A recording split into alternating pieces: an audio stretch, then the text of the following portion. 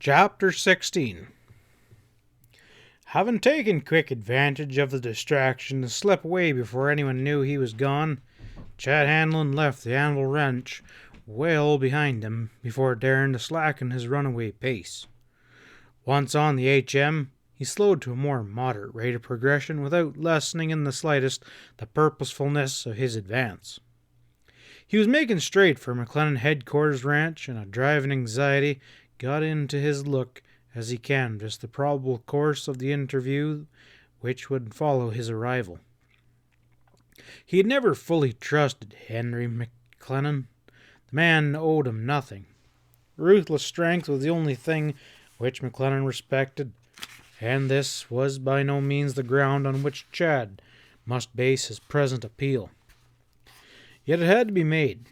A kind of savage intentness stole into Hanlon's harassed visage as the HM buildings came into sight. He jogged into the yard with an idle preoccupation of manner, and stepped out of the saddle and started for the front of the house.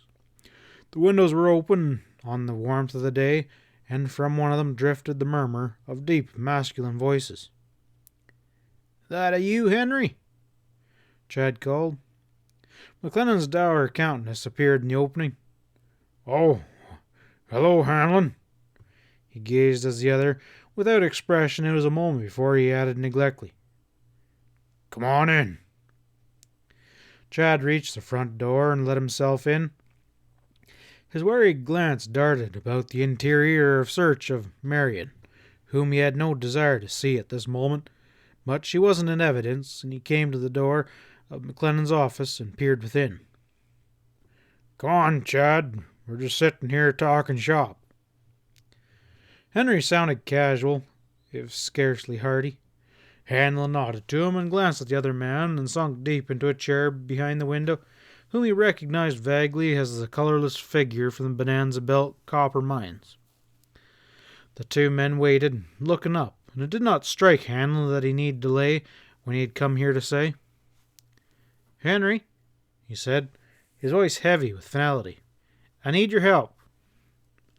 McLennan hesitated and turned the cigar on his lips. "Well," he returned indecisively, "what's the trouble now?" Chad spread his hands. "It's that Stevens. You're right about him, Henry. He's a slick article." He told about obtaining an eviction proceeding against Pat in the attempt to have it served, and allowing it to appear that Stevens had talked Sheriff Hardwick out of his purpose.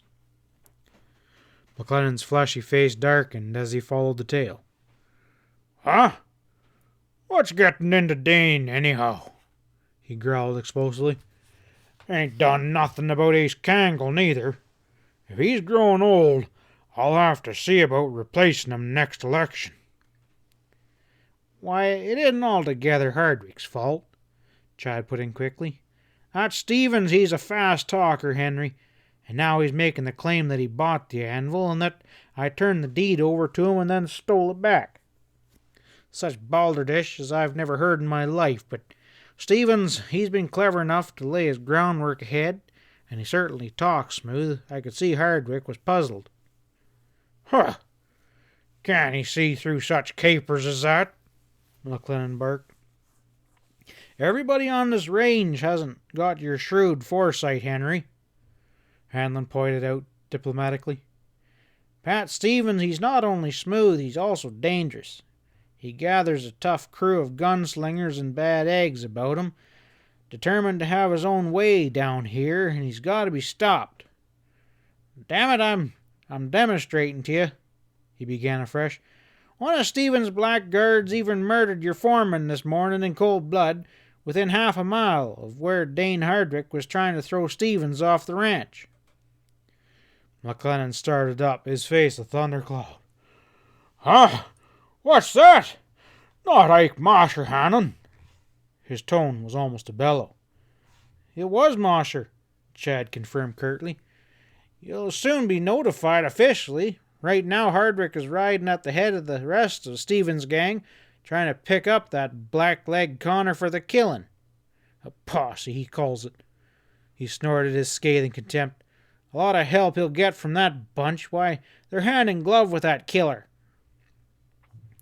McLennan walked up and down the office, hands working behind his broad back.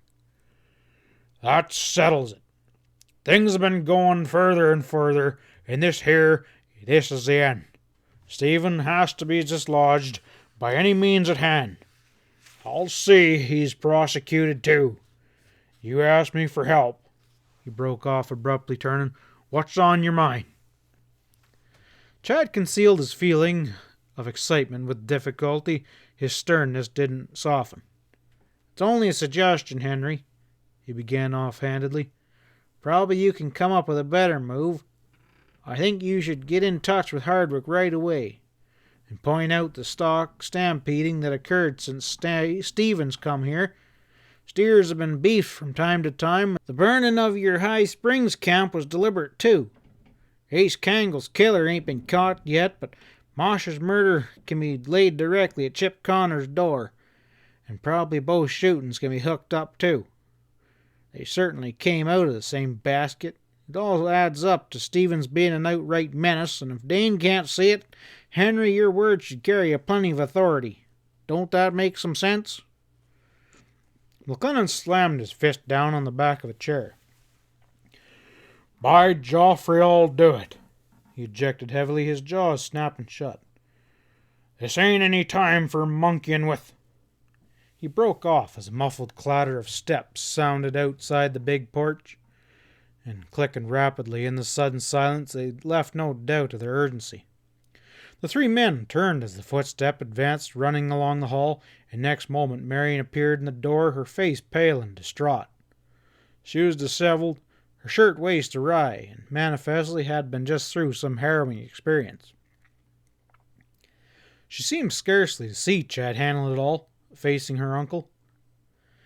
Uncle Henry, she cried in a tight voice. Call the men. All that you can reach at once. Something terrible has happened. Believing he knew the burden of her message, McLennan gazed at her for an interval, unmoved. Get a hold of yourself, my dear, he said shortly. I'm listening. What is it? She threw out a distracted hand. But it may be too late. Tell your story, he thundered with authority. The girl stiffened, getting control of her voice. Very well, I was on the range, Uncle Henry, trying to judge the winter feed, when I heard a shot. It was over towards the anvil. I had sent Ike Mosher over that way with a message a half-hour before, and I rode that way, wondering what had happened, and suddenly a man broke out of the pines, coming from that direction. Chad Hanlon had stood staring at Marion since the moment of her arrival, a secret fear knifing him. He could not know her whole story until it had been told, but he dreaded what it might be. He broke in at this juncture, hoping to halt her before it was too late. Hold on, he exclaimed. All this is wasting time. If it's Ike Mosher you're telling about, Marion, we already know the story. She flashed him a look almost as savage as its determination. What I have to tell must have happened while you were in this room, Mr. Hannon, she retorted with cold directness. Go on, girl. Get on with the story, Henry McLennan instructed harshly. Marion turned back to him. As I said, a man came towards me from the trees. He was up Stack, and I rode towards him, wanting to know what he was doing on our range. Her words were coming rapidly now. And Stack rushed at me like a wild man, and he grabbed me and yelled in my face. It was a minute before I could make sense of what he was saying. He... Her voice trailed off in a note of terror. Well, what'd he say? McLennan rapped out roughly. Stack accused me of watching him shoot Ike, she managed to get out unsteadily. He swore I was hiding and spying on him, and he wanted revenge. I was so shocked that I didn't know exactly what I did then. I must have struggled.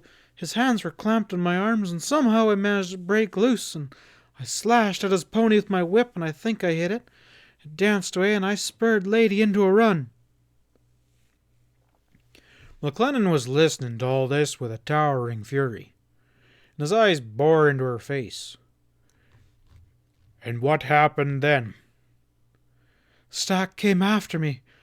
I could hear his horse behind me. He was trying to catch me, yelling curses and threats of what he would do. He seemed to have gone crazy. She caught her breath, steadying herself. I got the idea he had taken me for somebody else, and somehow I kept ahead of him, and then his gun went off. He was trying to shoot my horse. I don't think Lady was hit. She kept on, and I zigged and zagged as much as I dared. I made straight for the ranch. She stopped again. Made it, huh? McLennan was gruff. And what about Stack? I don't know. He fired a last time and then sheered off out of sight. She would have gone on, but the big man had already forgotten her. He wheeled on Hanlon with a blazing face. What's the meaning of this, Hanlon? Ep Stack, he's your man, ain't he? By Joffrey, you got some explaining to do. Chad stood there frozen, sweat standing out on his brow. I know nothing of it, he said rapidly. I let Stack go when I leased off the anvil. This sounds too much like a far-fetched story, Henry. You lie! The girl confronted Chad with unflinching courage. Words boiled out of her with all the force of her hatred and loathing. Don't you try and squirm out of it, Chad Hanlon. I know you now. It was you who ordered Ike Mosher shot. If it was done, you shot up the anvil from cover and ordered the fence being torn down. You've been trying to rob Pat Stevens and make trouble for us all. Ever since your own folly and self-indulgence got you in trouble in the first place. The bitter indictment would have run on, but McLennan had advanced on Chad with a righteous wrath. So, this is your game, is it? I suspected as much, he roared. The cords of his thick neck stood out. Well, that settles it. You'll be never getting married, Hanlon, if you're lucky enough to escape murder charges. There's the fella she's marrying right there. He pointed dramatically at the mining man, who sat silent throughout, astonishment on his face. Hanlon glowered at the visitor, his jawbone slowly reddening. It was a man whom Marion had constantly avoided for some months, and whom she actually detested. But Chad had no inkling of that, nor would have it carried any weight with him had he known. He understood, with a sickening finality, only that in this house he would never again be welcomed. He had lost out, his perilous game at an end. The knowledge seemed to activate in him the trigger of light, leashing rage and hate. Don't talk to me, you damn double-crosser, he snarled at McLennan. You're no different with all your fine schemes and your big money. I ought to smash you. Suddenly he leapt forward, his fist lashed out. There was a heavy thunk of flesh on flesh, and McLennan lurched and then slowly sagged down. Whether attempting to prevent that attack or not, Marion sprang towards him at that last moment, her militant face stiff with resolve. She was too late to intervene, rushing against Hanlon an instant after his treacherous blow had been delivered, and Chad flung her off. So cold was his iron face that he might never even seen her before. Flicking a fierce look at the bonanza belt man that was starting out of his chair, Hanlon turned and sprang towards the door. His boots slapped a twinkling tattoo as he ran out of the house. Marion picked herself up from where she had fallen. Kneeling beside her uncle, she heard the pounding of Chad's horse outside as he rushed away. She paid it no heed, first making sure that McLennan still breathed and then hurrying away for a basin of water. And with this she bathed McLennan's leaden face, and after a moment the color began to return and he opened his eyes. That dirty, rotten scoundrel, he began, harshly sitting up. Hush, Uncle, just hush, she urged. Slowly he regained command of himself, and she managed to get his bulk transferred from the floor to a couch with the aid of the bonanza belt man, and once assured that he was resting comfortably, she turned to the ladder. Will you stay with him? She asked. I must go get help. I'll return as quickly as possible." 5 minutes later, she was astride her horse, urging it into a run and striking south. Beyond her own experience, she had no knowledge of what had occurred today on the anvil, but it was in her mind that should she run into either Chip Connor or Pat Stevens, both of whom had proved to be staunch friends, she could at least be certain of prompt action. Just why she turned to those two in her hour of need, she couldn't have said. But all the HM hands, save a few old retainers, were far away, moving the great herd to the winter range. It would take hours to reach them, and the anvil was much nearer, and furthermore, she had no doubt of the immediate response to her request of aid, nor the ability of the stalwarts she sought to cope with whatever might turn up. It was Sam Salone who found her, a half-hour later, riding the fringe of the anvil. Parted from the others, the little man was busily keeping out of sight without particularly searching for Connor, a course on which he decided from the start. But curiosity prodded him upon seeing the girl here at such a time, and he rode forward. "Are you looking for someone, ma'am?" "I'm looking for your friend, Pat," she told him simply. Sam rubbed the blue stubble on his broad jaw. It was no part of his policy to tell her that the less she saw of Pat Stevens, the better would be all around. Moreover, he didn't think it was any too safe for her to be riding the range at such a time. He fastened on this circumstance hopefully. "Maybe you ought to go back home for now," he proposed. "Somebody gotta carry word over there anyhow. Fact is, ma'am, your foreman Mosher has been hurt in a gunfight, and Hardwick and his posse scattered around hunting for the hombre that did it." "Sheriff Hardwick is the man I wish most to speak to. Perhaps you could direct him to me?" Her urgency bothered Sam, and he felt the strength of her plea, but refused to resign his purpose of shunting her away from any future disastrous contact with Pat. "Well, it wouldn't surprise me if the chase has carried Hardwick into the hills yonder," he returned crafty, waving towards the Guala Mountains. "I ain't exactly sure now, ain't seen him for an hour or more, but—" She waited for no more, waved her thanks, and started in the direction which, as Sam confidently expected, she would at least likely to meet someone else. Thus it was that, riding to a meeting towards which Sam unwittingly had directed her, Marion was following a deer trail over a thickly wooded pine ridge a few minutes later when she unexpectedly ran into Pat and Chip Connor coming this way side by side. It was Pat, scanned her with a sharp eye, who spoke first. "What are you doing out here, Marion?" he asked sharply. If the girl was conscious of the wariness in Connor's manner, she was too full of her own story to remark it at once. "I'm looking for you or Sheriff Hardwick. Someone I could count on," she said hurriedly. "Something happened," Pat said short. "What is it?" Her tale came tumbling out of her to the last detail. The men listened with stony faces to the news of Epstack's indifferent confession, and then the attack on Henry McLennan and Chad Hanlon's flight.